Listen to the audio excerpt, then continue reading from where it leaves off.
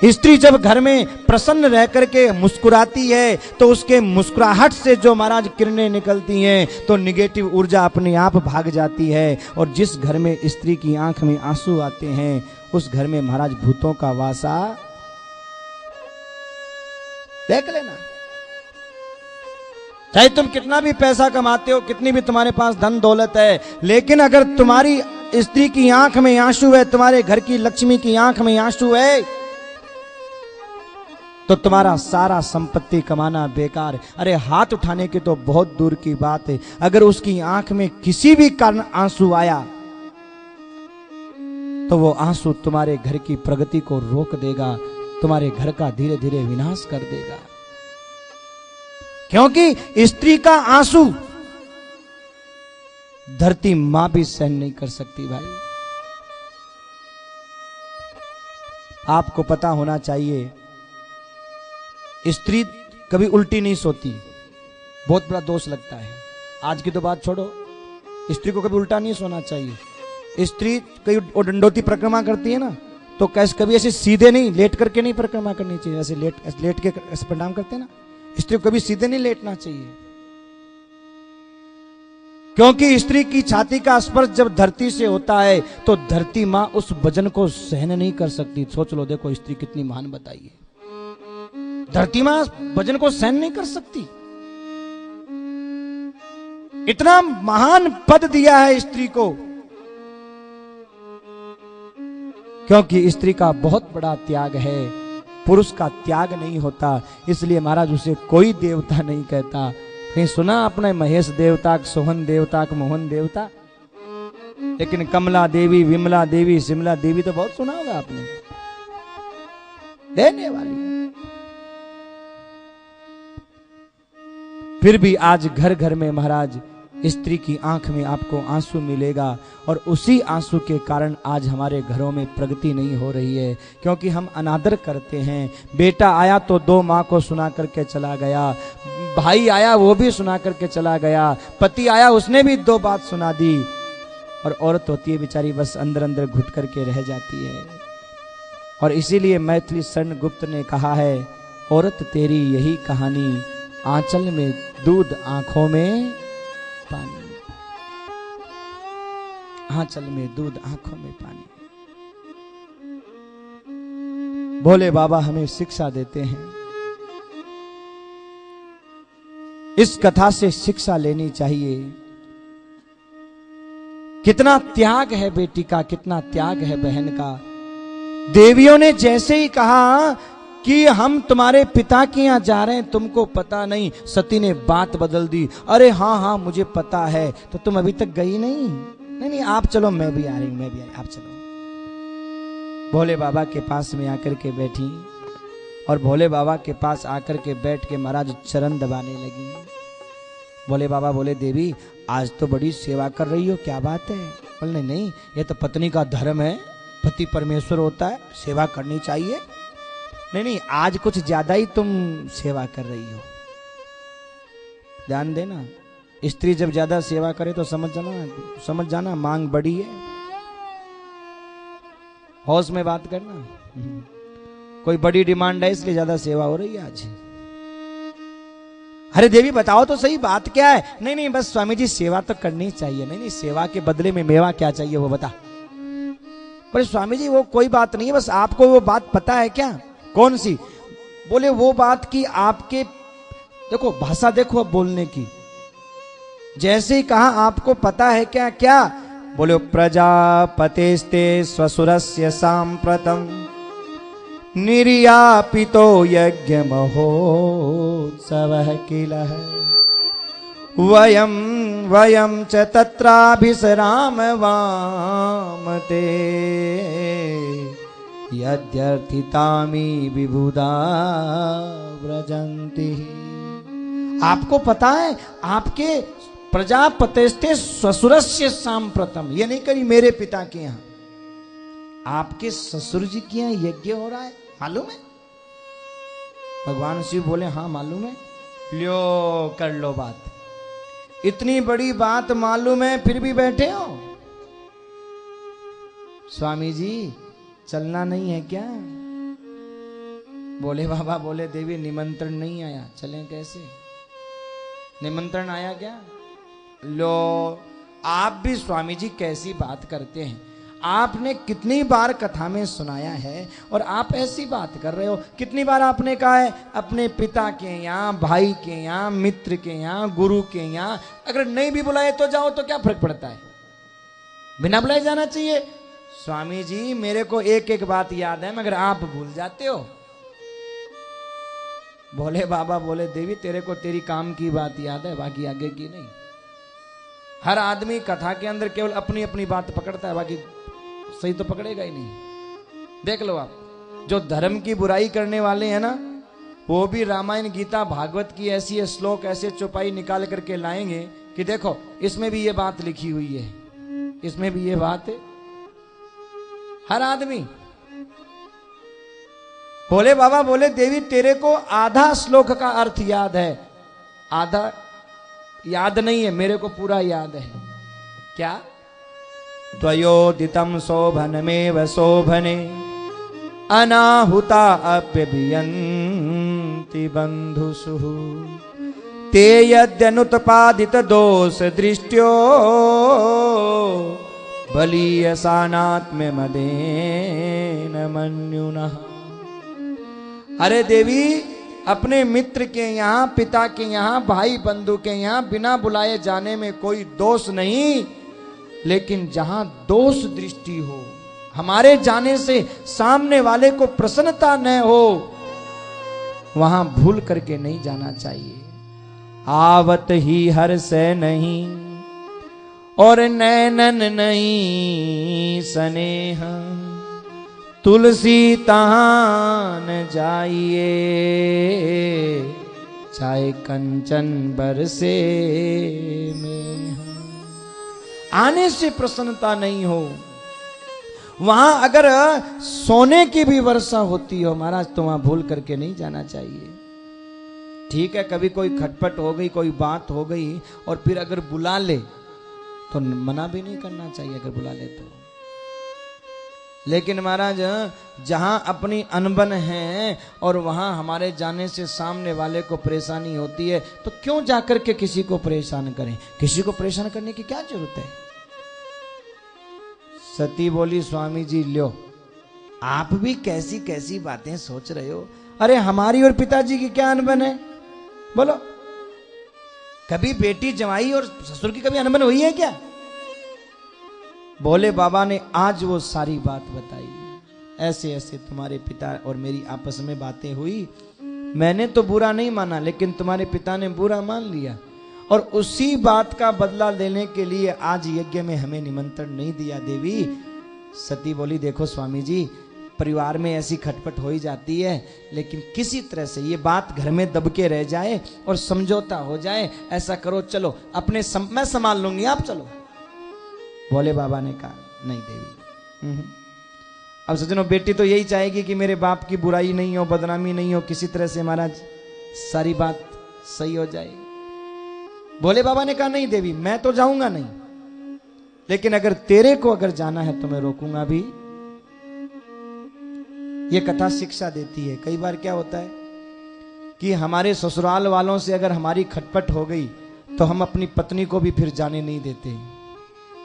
अगर पत्नी के भाई से कोई बात हो गई और पत्नी कहे मैं राखी बांध के आ जाऊं, तो पति क्या कहेगा? मेरा मरा मुंह देखेगी, अगर तू चली गई तो सोच ले। और अगर घर से एक पांव बाहर निकाल दिया तो वापस मत टेकना, घर में वापस मत आना। ऐसा नहीं सजनों, ऐसा नहीं करना चाहिए। अगर मान लो कभी ऐसी बात हो भी जाए, कभी ऐसी अनबन हो भी जाए, तो ध्यान रखना। ठीक है तुम नहीं जाना चाहते मत जाओ, अच्छी बात है। अगर समझौता कोई बात का हो तो अच्छी बात, नहीं जाना चाहते हो कोई बात नहीं, लेकिन उसको तो जाने दो। भोले बाबा ने कहा देवी भले ही तू जाना चाहती है तो जा, लेकिन मैं तो नहीं जाऊंगा। लेकिन सती इतना ध्यान रखना, जहां पर अपना मान नहीं हो, अगर वहां जाते हैं तो वहां कभी सम्मान नहीं मिलता। इस बात का ध्यान रखना।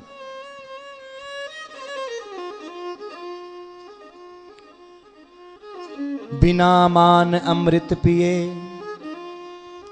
मान सहित विष पिय के, और शंभु भये जगदीश, और बिना मान अमृत पिए,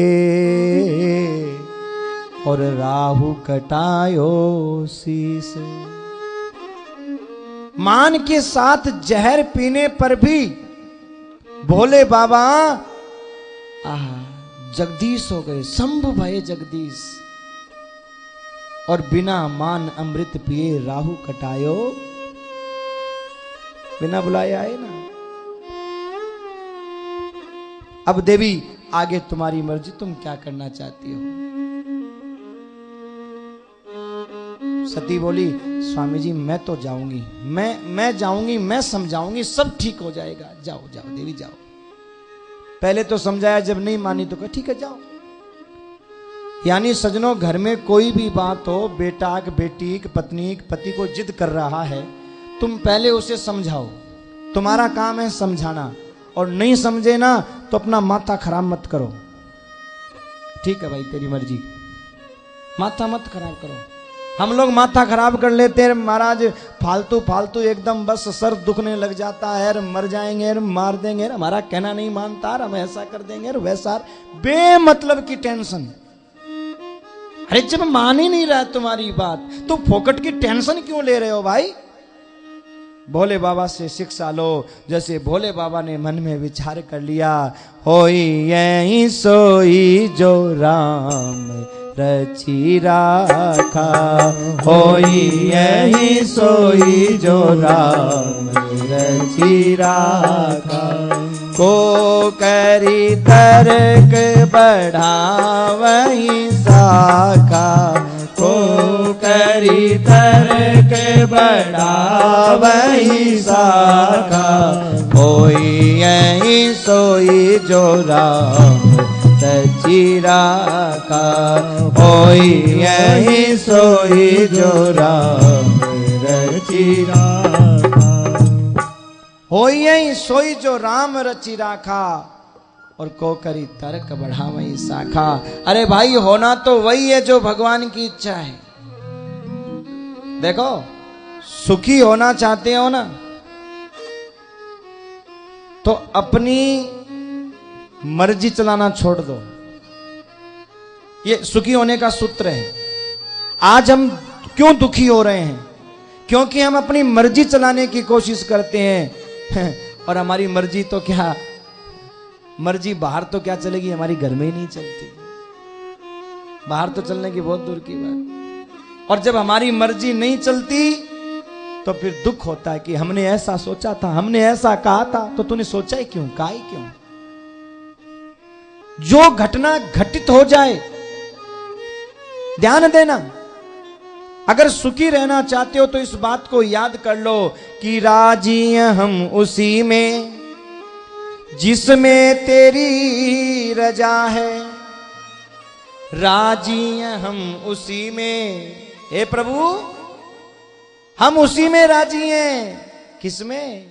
राजी हम उसी में, और जिसमें तेरी रजा है, और यहां भी वाह वाह है, और वहां भी वाह वाह है।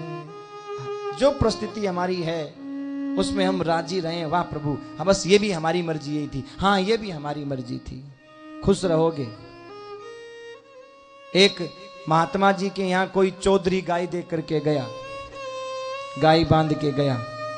चेले ने आकर के कहा गुरुजी वो फलानचंद जी चौधरी आए थे, वो गाय दे करके गए हैं। गुरुजी बोले वाह बहुत बढ़िया, वाह भाई वाह, हम तो सोच रहे थे ठाकुर जी को मक्खन का भोग लगाएं, वाह ठाकुर जी अपने आप ही व्यवस्था कर दी, बढ़िया गाय आ गई, बढ़िया दूध पिएंगे, बढ़िया मक्खन का भोग लगाएंगे। 10 दिन बाद में उस चौधरी की कोई बुद्धि खराब हुई और वापस गाय खोल के ले गया। चेला आके बोला गुरुजी वो चौधरी तो अपनी गाय वापस ले गया दी हुई। गुरुजी ने कहा बहुत अच्छा हो गया। क्यों? बोले बेकार में गोबर उठाना और बेकार में झाड़ू लगाना और चराना आपत्ति, चलो आफत खत्म हो गई। देखा, आपत्ति खत्म हो गई। बस यही बात। हाँ, अगर हमें कोई चीज मिलती है बड़ी अच्छी बात है, बड़ी खुशी है, और नहीं मिलती है कोई बात नहीं है, तो चलो झंझट ही खत्म हो गया है। मन प्रसन्न, राजी हम उसी में जिसमें तेरी रजा है, तो यहां भी वाह वाह है और वहां भी वाह वाह है। सजनों, इस बात का ध्यान रखना, किसी से ज्यादा जिद और बहस करके हम उसका भला करेंगे या नहीं करेंगे, लेकिन हम अपना बुरा जरूर कर लेंगे। तो चाहे वो औलाद हो, चाहे पति हो, चाहे पत्नी हो, तुम्हारा काम है समझाना, और ज्यादा नहीं समझे तो फिर अपना माथा खराब मत करो। भोले बाबा ने भी कह दिया, देवी तुम जैसा चाहो वैसा करो। और महाराज जब सती जाने लगी तो भोले बाबा ने उसके जितने भी तोता, मैना, चिड़िया जो भी पाले हुए थे सब उसके साथ दे दिए कि ले जा, साथ में ले जा, सब दे दिए, सब साथ में दे दिए। सती बोली, स्वामी जी तो मैं लौट के आ जाऊंगी ना वापस, तो वापस ले आना, कोई बात नहीं।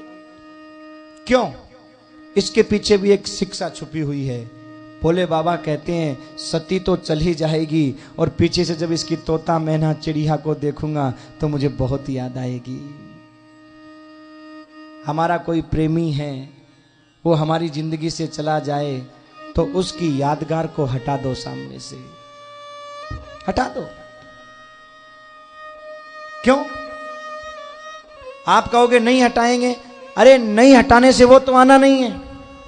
चलो अगर आता हो लगाने से तो मैं कहता हूं सब जगह लगा लो, पर जो दुनिया से चला गया या हमें छोड़ करके चला गया, अब वो वापस तो आना नहीं है। चाहे बेटा हो, बेटी हो, पति हो, पत्नी हो, कोई भी हो, वापस तो आना नहीं है।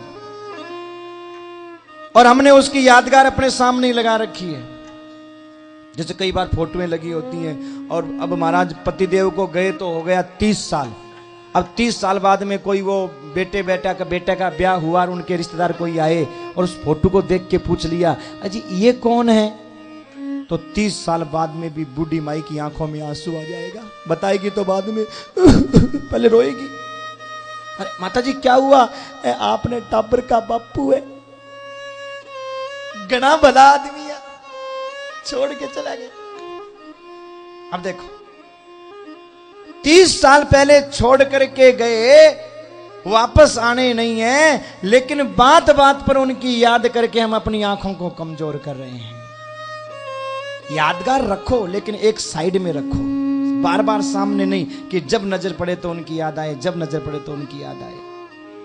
और सामने रखो तो फिर हृदय को इतना मजबूत रखो, अपने हृदय को समझा करके रखो कि हमारे इनकी आत्मा तो अमर है, वो तो कभी मरती नहीं है। ये शरीर नाशवान था जो छूट गया, कोई बात नहीं।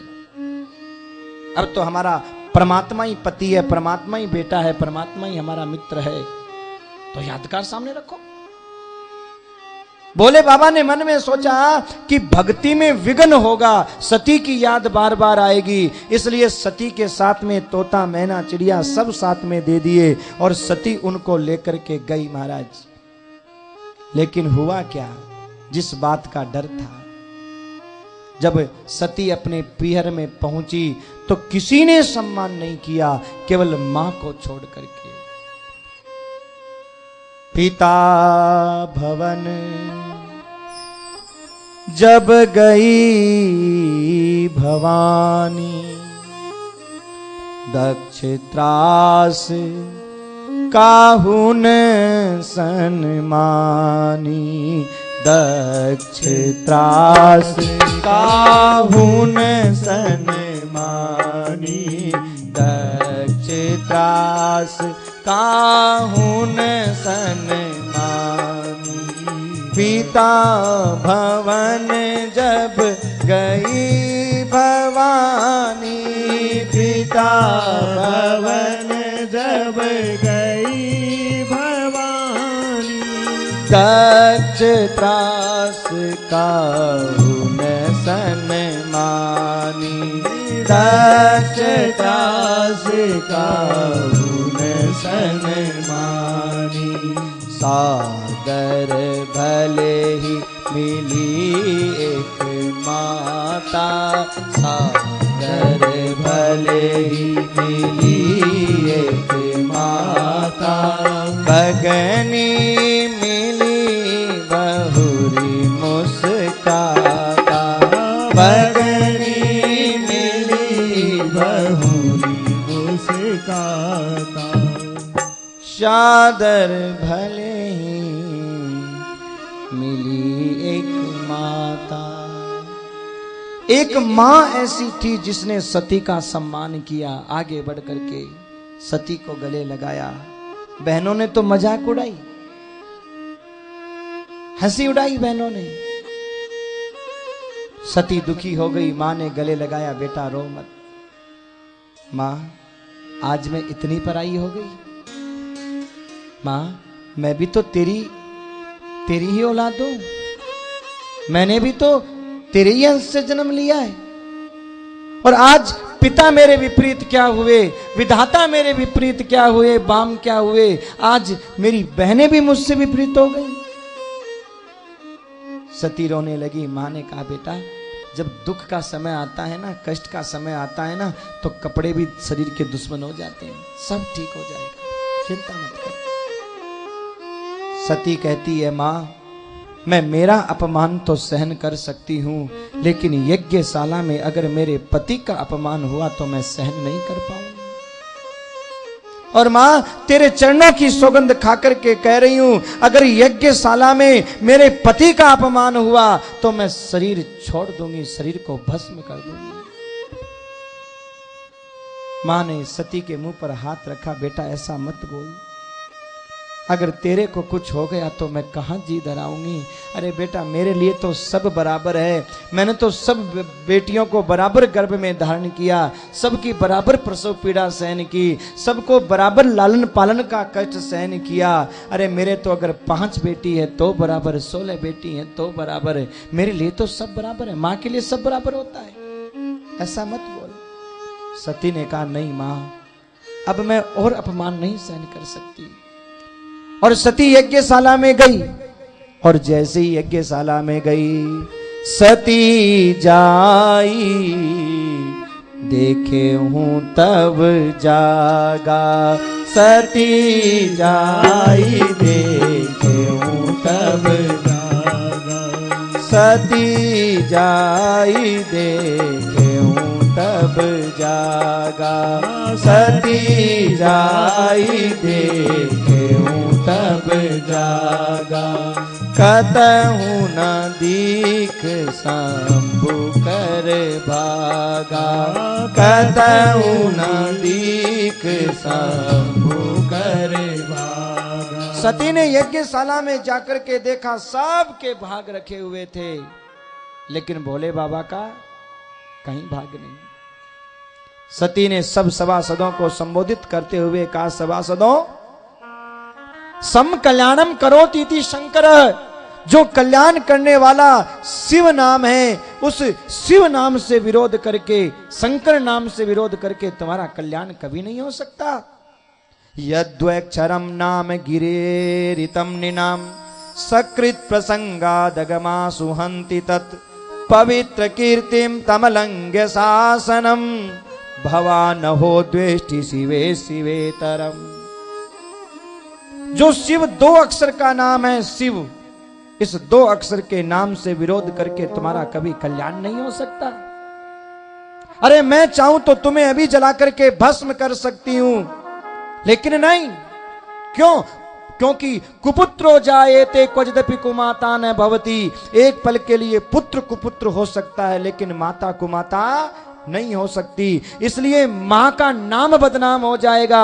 अरे बेटा जब सबसे पहले जुबान खोलता है तो अपने मुंह से मां शब्द बोलता है, अगर मैं तुम्हें आज जला दूंगी तो मां बदनाम हो जाएगी, इसलिए मैं तुम्हें नहीं जलाऊंगी, मैं अपने आप को जला दूंगी, अपने आप को समाप्त कर दूंगी। लेकिन सभासदों मैं तुम्हारा भविष्य देख रही हूं कि तुम्हारा आने वाला भविष्य अच्छा नहीं है, तुम सब शंकर की कोपाग्नि के भाजन बनोगे, सब पर भगवान शिव की कोपाग्नि बरसेगी। आज मैं तुम्हारा भविष्य बता करके जा रही हूं। और इस प्रकार भविष्यवाणी करती हुई और माता सती ने अपना शरीर यज्ञ में छोड़ दिया महाराज। साथ में आए हुए गणों ने आक्रमण किया। भृगु जी ने नाना प्रकार के रक्षक गण पे उत्पन्न करके और सबको मार मार के भगा दिया। सब भग गए महाराज। और इधर भोले बाबा तो एकदम शांत बैठे हुए हैं, एकदम शांत भोले बाबा। नारद जी महाराज पहुंचे। नारायण नारायण। नारद जी कौन है? त्रिलोकी के संवाददाता, पत्रकार। कोई भी घटना कहीं घट जाए, नारद जी के पास में तुरंत लाइव खबर पहुंच जाती है महाराज, तुरंत। उनको कैमरा ले जाने की जरूरत नहीं है, पहुंचने की जरूरत नहीं है, अपने आप ऑटोमेटिक ऐसा सिस्टम सॉफ्टवेयर सेट है नारद जी का कि नारायण नारायण करते ही सारी खबर सामने की कहां क्या घटना घटी है। तुरंत नारद जी महाराज भोले बाबा के पास में पहुंचे। भोले बाबा कहने लगे, आओ आओ नारद जी आओ, आज की ताजा खबर क्या लाए हो? नारद जी बोले, बाबा आपके लिए ठीक नहीं है। अरे भाई क्यों नहीं है हमारे लिए ठीक? बोले बस ठीक नहीं है। देखो नारद जी, सदा दिवाली संत के आठों पहर आनंद, हमारे तो आठों पहर आनंद ही रहता है, हमारे लिए तो हर खबर ठीक ही होती है। आप बताओ ऐसी क्या खबर है? अब सज्जनों, पत्रकार कोई भी खबर बोलते हैं तो एकदम वो सही सही थोड़ी बोलते हैं, कुछ न कुछ तो नमक मिर्च लगा ही देते हैं। ये पत्रकारों की आदत होती है कि किसी भी खबर को प्रस्तुत करेंगे तो ऐसा नमक मिर्च लगा करके ऐसा बोलेंगे, ये देखिए, और देखे तो वहां कुछ नहीं। ये देखिए, क्या देखा है कुछ नहीं, ऐसा बोलेंगे जैसे आदमी एक बार सोचेगा क्या होगा पता नहीं, और खोदा पाड़ निकली चुईया। कई बार देखना ऐसी न्यूज आती है, ऐसी बार। अब नारद जी महाराज कह रहे हैं कि देखो बाबा, आप तो ये सोच लो कि जैसे हम थे ना वैसे तुम हो गए। बोले बाबा, बोले मैं समझा नहीं, क्या कहना चाहते हो? बोले बाबा, जैसे हम थे ना वैसे। बोले मैं समझा नहीं। बोले बाबा समझे क्या नहीं, न तो मेरे आगे पीछे और बाबा अब न तेरे आगे पीछे। बोले ये खबर है। अरे नहीं नहीं, आप कैसी बात कर रहे हो नारद जी, मेरी वाली तो मायके गई है। बोले गई है नहीं तो? बोले गई थी हो गई। क्या मतलब? अरे बोले आज की यही तो खबर है, बाप बेटी की आपस में लड़ाई हुई, बाप को गुस्सा आया, बेटी को उठा के हवन कुंड में फेंक दिया। पत्रकार है महाराज, कुछ तो नमक मिर्ची लगाएंगे। देखना, अगर थोड़ा सा पानी बरस जाए तो पत्रकार क्या न्यूज लिखते हैं? पूरा शहर बाढ़ में डूबा। तो बाढ़ में डूबेगा कहां से? वो पक्की रोड है, नालियां भर गई, क्या पूरा शहर बाढ़ में डूबा। और हल्का सा पानी नहीं बरसे, होने लगी आग की वर्षा। अरे आग की वर्षा होगी तो लोग जल के मर नहीं जाएंगे? पर उन पत्रकारों की शैली है। अब महाराज वो सती ने शरीर तो स्वयं छोड़ा था योगाग्नि में, और खबर नारद जी दे रहे हैं कि एक बाप बेटी की लड़ाई हो गई, उठा करके बाप ने बेटी को हवनकुंड में फेंक दिया। और जानते हो बाबा, वो बेटी आपकी क्या लगती थी? क्या? बोले आपकी घरवाली लगती थी।